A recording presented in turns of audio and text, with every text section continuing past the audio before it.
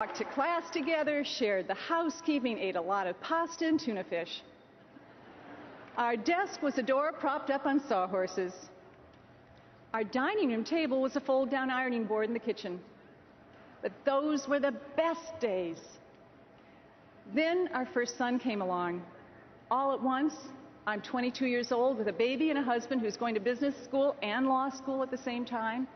And I can tell you, probably like every other girl who finds herself in a new life, far from family and friends, with a new baby and a new husband, that it dawned on me that I had absolutely no idea what I was getting into.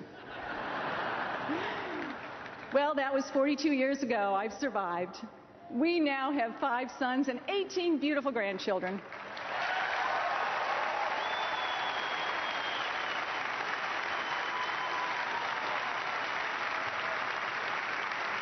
I'm still in love with that boy I met at a high school dance, and he still makes me laugh.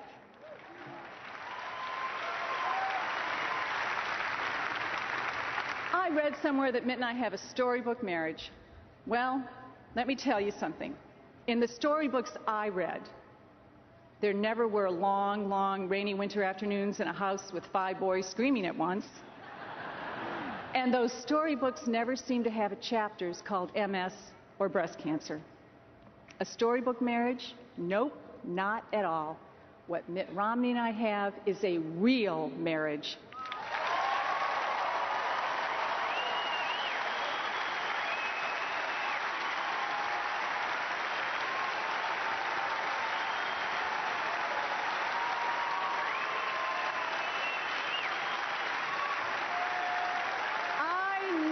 Good and decent man for what he is. He's warm and loving and patient.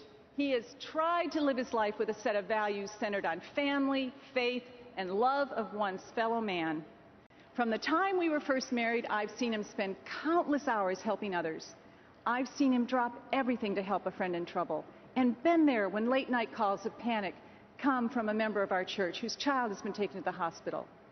You may not agree with Mitt's positions on issues or his politics. By the way, Massachusetts is only 13% Republican, so it's not like it's a shock to me. But let me say this to every American who is thinking about who should be our next president. No one will work harder. No one will care more. And no one will move heaven and earth like Mitt Romney to make this country a better place to live.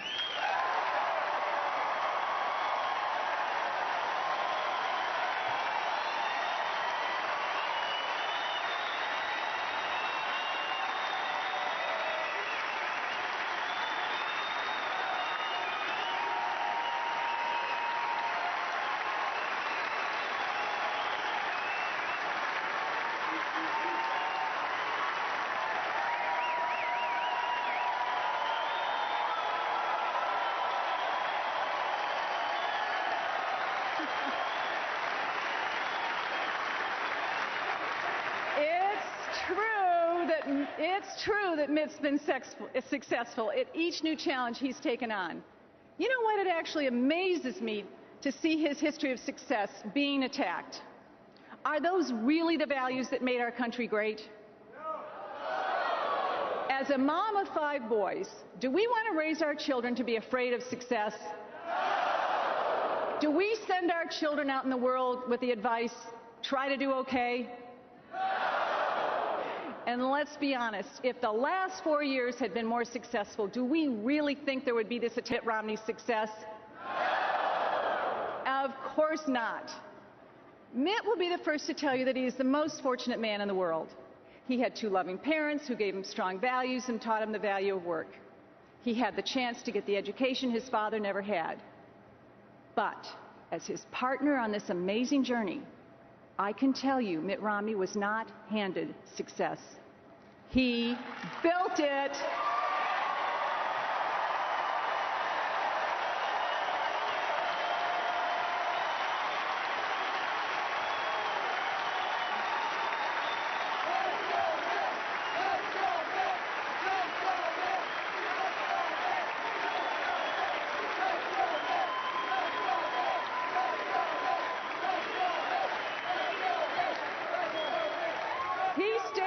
Massachusetts after graduate school and got a job.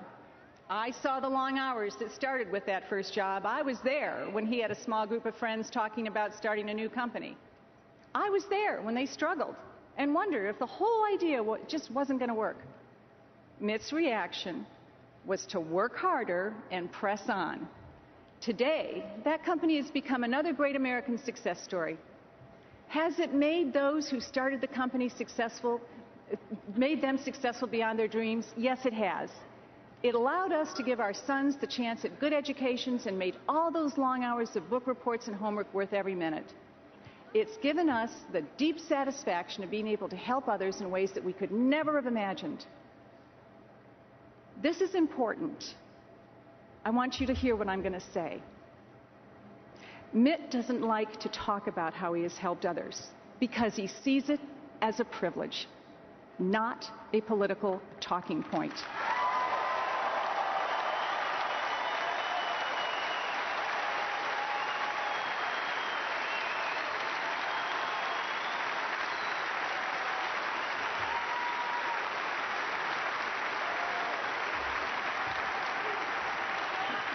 We are no different than the millions of Americans who quietly help their neighbors, their churches, and their communities. They don't do it so that others will think more of them. They do it because there is no greater joy. Give, and it shall be given unto you.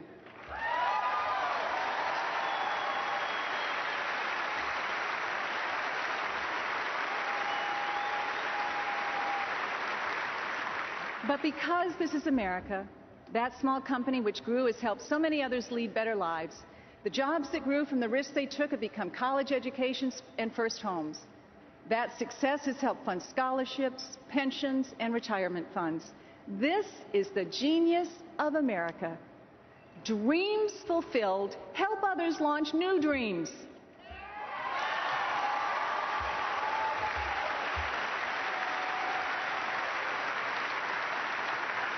At every turn in his life, this man I met at a high school dance has helped lift up others. He did it with the Olympics when many wanted to give up. He did it in Massachusetts, where he guided the state from economic crisis to unemployment of just 4.7%. Under Mitt, Massachusetts' schools were the best in the nation. The best.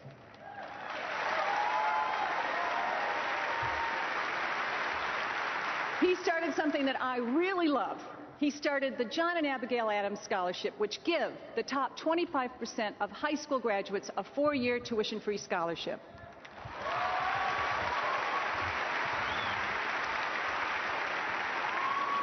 This is the man America needs.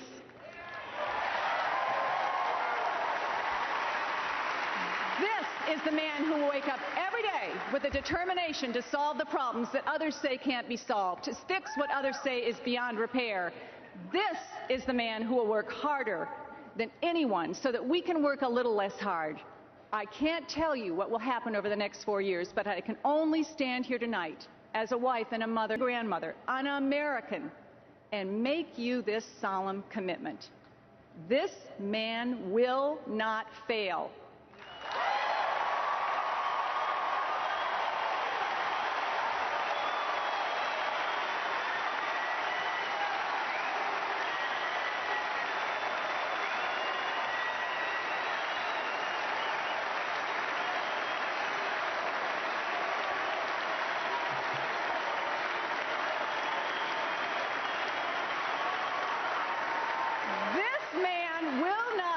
Down.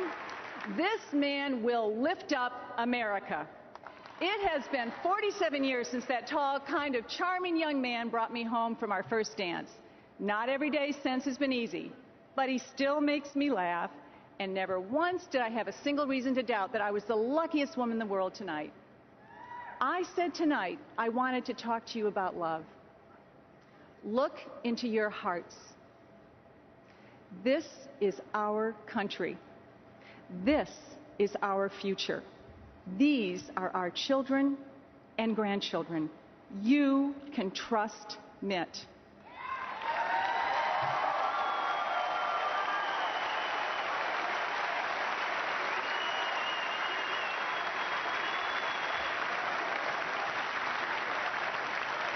He loves America.